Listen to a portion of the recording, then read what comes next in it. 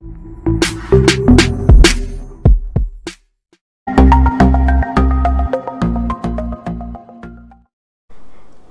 అండి, ఎలా ఉన్నారు అందరూ? బాగున్నారా? నేనైతే బాగున్నానండి. మీ అందరికీ అమ్మవారి ఆశీస్సులు ఎల్లప్పుడూ ఉండాలని కోరుకుంటూ అందరికీ ఉపయోగపడే కొన్ని పరిహారాలు అయితే చెప్పబోతున్నానండి. అది కూడా ఇక్కడ చెప్పే పరిహారాలు గురువారం రోజున చేసుకునేటివండి. ఇక్కడ కేవలం పసుపు నీళ్ళతో చేసుకునే పరిహారాలు అయితే చెప్తాను. ఇక్కడ చూస్తే మీరు చిన్న పరిహారాలుగానే కనబడతాయి, కానీ అద్భుతంగా పనిచేస్తాయి ఈ పరిహారాలు.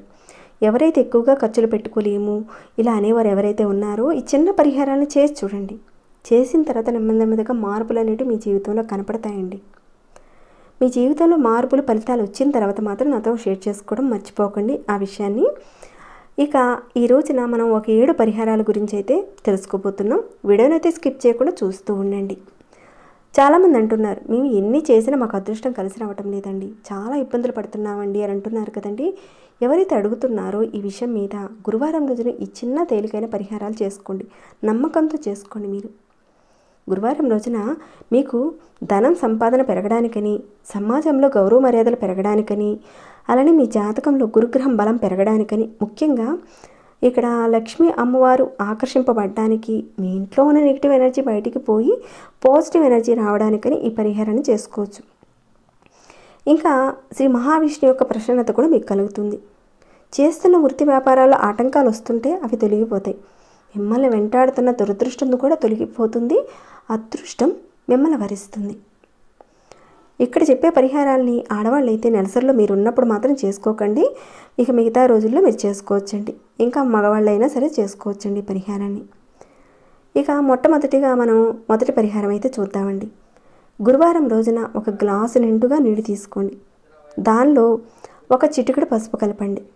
ఈ విధంగా కలిపిన తర్వాత ఏం చేస్తారంటే, మామూలుగా ఇంటి లోపల మీరు మామూలుగా పసుపు నీళ్ళని చల్లి శుద్ధి చేస్తారు కదండి, అదేవిధంగా ఈ నీటిని కూడా ఇల్లంతా కూడా చిలకరించేసేయండి.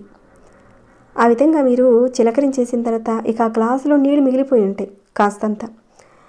ఆ మిగిలి ఉన్న ఆ గ్లాసుని మీరు తీసుకువెళ్ళి మీ ఇంటి ఈశాన్య భాగంలో పెట్టండి. బయట వైపు కాదండి, ఇంటి లోపల పెట్టుకోవాలి, బయట కాదు. అంటే కొందరు అడిగేవారు ఉంటారు కదా, అందుకే చెప్తున్నాను. ఇంటి లోపల పెట్టండి, ఈశాన్యంలో. అయితే ఈ పరిహారాన్ని మీరు ఎప్పుడు చేస్తారంటే గురువారం రోజున ఉదయం నుంచే సాయంత్రం లోపుగా చేసుకోవచ్చు. ఇలా మీరు ఈశాన్య దిక్కులో పెట్టేశారు. ఇక తర్వాత రోజున ఆ గ్లాసులో ఉన్న నీళ్ళని తీసుకువెళ్ళి చెట్టు మొదట్లో పోసేయండి. ఇలా మీరు ప్రతి గురువారం చేస్తూ ఉండండి. ఇలా చేస్తూ ఉంటే మీ ఇంట్లో ఉన్న నెగిటివ్ ఎనర్జీ పోతుంది, పాజిటివ్ ఎనర్జీ అనేది వస్తుందండి. మీ కుటుంబంలో ఏవైతే గొడవలు ఉన్నాయో అవి తగ్గిపోతాయి. లక్ష్మీ అమ్మవారు ఆకర్షింపబడుతుంది. చాలా తేలికైన పరిహారం అండి. నమ్మకంతో చేసుకోవాలండి. చేసుకుంటేనే నెమ్మదిగా మార్పులు అనేవి ఖచ్చితంగా వస్తాయండి మీ జీవితంలో. ఇది ఒక పరిహారం అండి. తర్వాత రెండో పరిహారం చూద్దాం. ఇక్కడ మీ పిల్లలకు చదువు మీద శ్రద్ధ అనేది సరిగ్గా లేదు. అప్పుడు మీరేం చేస్తారంటే, మీ పిల్లలు స్నానం చేసి వచ్చేసిన తర్వాత వాళ్ళ నుదుటిన కాస్త పసుపు పెట్టుకోమని వాళ్ళకి చెప్పండి. లేదా మీరైనా సరే మీ పిల్లలకి కాస్త నుదుటిన పసుపుని పెట్టేయండి. అలానే చదువుకునే పిల్లలకు బుక్స్ ఉంటాయి కదండి. మామూలుగా చూసుకుంటే ఇక్కడ మనకి వినాయక చవితి రోజుల్లో కానీ, అలానే మామూలు రోజుల్లో కానీ మనం స్వస్తిక్ గుర్తు వేసి ఈ విధంగా బుక్స్ మీద మనం వేస్తూ ఉంటాం, పిల్లల బుక్స్ మీద. అలానే మీరు పిల్లల బుక్స్ మీద మీరు కాస్త పసుపుని తీసుకొని బొట్టుగా పెట్టండి. అంటే పొడి పొట్టుని పెట్టండి గురువారం రోజున. ఇలా మీరు చేయడం వల్ల మీ పిల్లలకు చదువు మీద శ్రద్ధ అనేది పెరుగుతుందండి. ఇదంతా కూడా గురువు యోగించడం వల్లే పిల్లలకి సిద్ధిస్తుందన్నమాట. ఇక తర్వాత మరొక పరిహారం చూద్దామండి.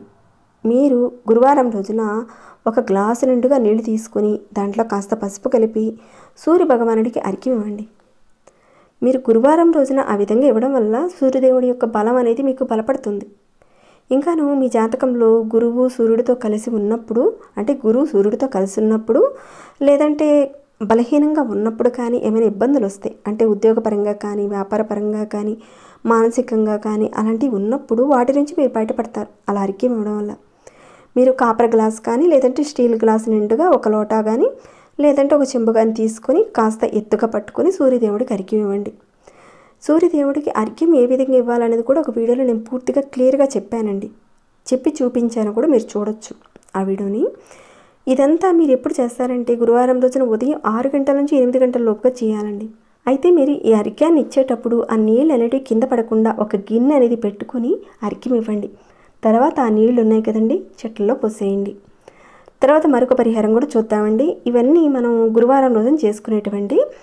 మీరు పసుపు కలిపిన నీళ్ళని రావి చెట్టు దగ్గరికి వెళ్ళి అక్కడ చెట్టు మొదట్లో పోయండి. ఏదైతే పేదరికంతోనూ దరిద్రంతో అనుభవిస్తున్నామనే వారు ఉన్నారు కదండి, మీరు ఈ విధంగా చేశారనుకోండి, ఆ పేదరికము దరిద్రం అనేది మీ దరిదాపుల్లో కూడా రాదండి. ఇలా మీరు గురువారం చేస్తూ ఉండండి. ఏదైతే ఆ బాధలు పడుతున్నారో అవన్నీ కూడా తేలిగ్గా పోతాయండి. ఇది చాలా మంచి పరిహారం అండి. నమ్మకం పెట్టి చేసుకోండి. చిన్న పరిహారమా, అయిపోతుందా అని మాత్రం అనుకోకండి. చాలా మంచి పరిహారం. అయితే మీరు నీళ్లు పోసేటప్పుడు మీ యొక్క బాధని విన్నవించుకొని చెట్టుకు పోయండి. చాలా అంటే అంత గొప్ప పరిహారం అండి ఇది. అలానే ఈ పరిహారాన్ని విద్యార్థులు చేయడం వల్ల ఏంటంటే, విద్యార్థుల్లో చదువుల్లో వచ్చే ఆటంకాలు ఏవైతే ఉన్నాయో, ఆ ఇబ్బందులు పడుతూ ఉంటారు కదా, అవన్నీ కూడా తొలగిపోతాయి. ఎవరైతే రాజకీయ పరంగా కానీ సమాజంలో గౌరవ మర్యాదలు లేక బాధపడుతున్నారో వాళ్ళు చేసుకోవడం వల్ల అలాంటి వారికి గౌరవ మర్యాదలు పెరుగుతాయి. ఇలా మీరు గురువారం చేసుకుంటే అద్భుతంగా పనిచేస్తుందండి. అలానే మరొక పరిహారం చెప్తానండి. ఇక్కడ మీరు గురువారం రోజున తులసి చెట్టుకి కాస్త పసుపు వేసిన నీళ్ళని సమర్పిస్తూ ఉండండి. అంటే ఆ మహావిష్ణువుని మీరు తలుచుకుంటూ ఆ నీళ్ళని తులసి చెట్టుకు సమర్పించండి. ఇలా చేయడం వల్ల ఆ శ్రీమన్నారాయణ యొక్క కృపా కటాక్షాలు మీకు కలుగుతాయి. డబ్బు వచ్చే మార్గాలు అనేవి మీకు ఓపెన్ అవుతాయండి ఈ విధంగా చేయడం వల్ల.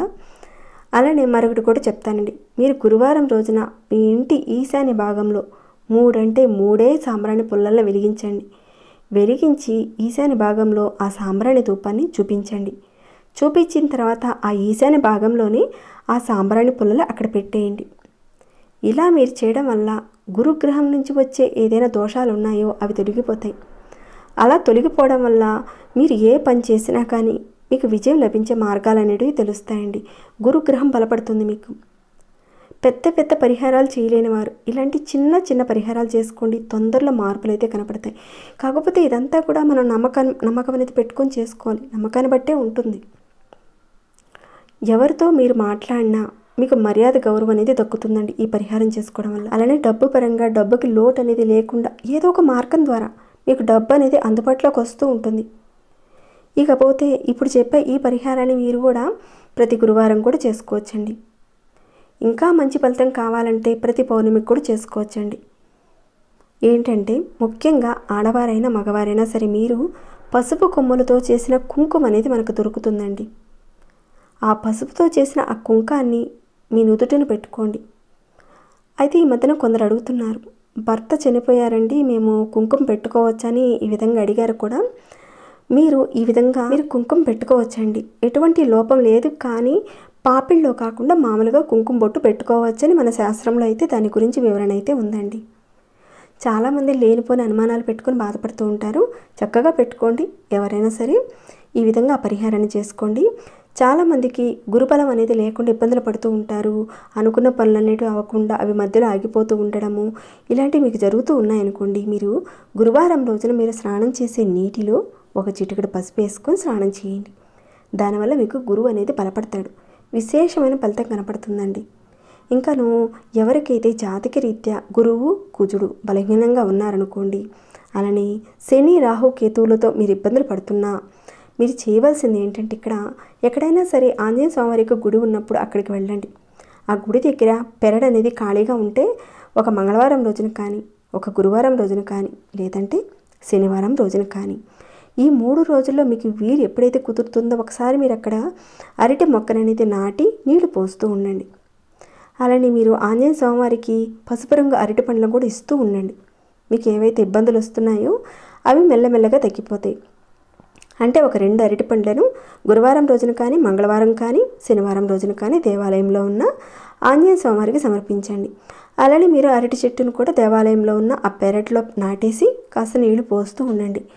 లేదంటే స్వామివారి యొక్క ప్రాంగణంలో నాటడం కానీ, లేదంటే ఒక కుండీలో అయినా సరే నాటి మనం అక్కడ పెట్టి నీళ్లు పోస్తూ ఉంటే మంచి ప్రయోజనం అయితే ఉంటుందండి. అంటే ప్రాంగణం అక్కడ సరిగ్గా లేకపోతే ఈ విధంగా చేసుకోవచ్చండి. కుండీలో పెట్టైనా సరే మనం పుష్యరాగం ధరిస్తే ఎంత ప్రయోజనం కలుగుతుందో అంతే ప్రయోజనం కలుగుతుందండి ఈ విధంగా చేయడం వల్ల. ఎక్కువగా డబ్బులు ఖర్చు పెట్టుకోలేని వారు ఈ చిన్న వాటి ద్వారా అనుకున్న ఇబ్బందులను తొలగించుకోవచ్చండి. చాలా ప్రయోజనాలు అయితే ఉంటాయండి. అలానే రకరకాల సమస్యల మీద కూడా నేను చాలా వీడియోస్ పెట్టానండి మన ఛానల్లో. ఒక్కసారి మీరు ఛానల్లోకి వెళ్ళి చూడండి. మీకు నచ్చిన పరిహారాన్ని చేసుకోండి. నమ్మకంతో విశ్వాసంతో చేసుకోండి. మంచి ఫలితాలు అయితే ఉంటాయండి. నమ్మకం విశ్వాసం లేకుండా ఏది చేసినా కానీ ఫలితాలు అయితే రావండి. తప్పకుండా ఇప్పుడు చెప్పిన సమస్యలు ఎవరికైతే ఉన్నాయో, ఇప్పుడు చెప్పిన ఒక 7 పరిహారాలు చెప్పాను కదండి, 7 పరిహారాల్లో నుంచి మీరు ఏది చేయగలుగుతారో చేయండి. అన్నీ మాకు వీలవుతాయండి, మాకు వెసులుబాటు ఉందండి అంటే కనుక అన్నీ చేసుకోవచ్చండి, తప్పేమీ లేదు. కాకపోతే మీకు కుదిరిన ఏ పరిహారం అయినా సరే చేసుకోండి. మంచి ఫలితాలు అయితే వస్తాయి. ఆ శ్రీమన్నారాయణ యొక్క కృపా కటాక్షాలు మీతో ఎల్లప్పుడూ ఉండాలని కోరుకుంటూ ఈ వీడియోని అయితే ఇంతటితో ముగిస్తున్నాను. ఇంకా లైక్ చేయకుండా ఉన్నారా? ఒక లైక్ ఇవ్వండి. సబ్స్క్రైబ్ కాకుండా ఉంటే మన ఛానల్కి సబ్స్క్రైబ్ చేసుకొని ప్రతిరోజు మన ఛానల్ నుంచి వచ్చే వీడియోస్ని వాచ్ చేస్తూ ఉండండి. మరొక భక్తి వీడియోలో మళ్ళీ మిమ్మల్ని కలుసుకుంటాను. అంతవరకు సెలవు.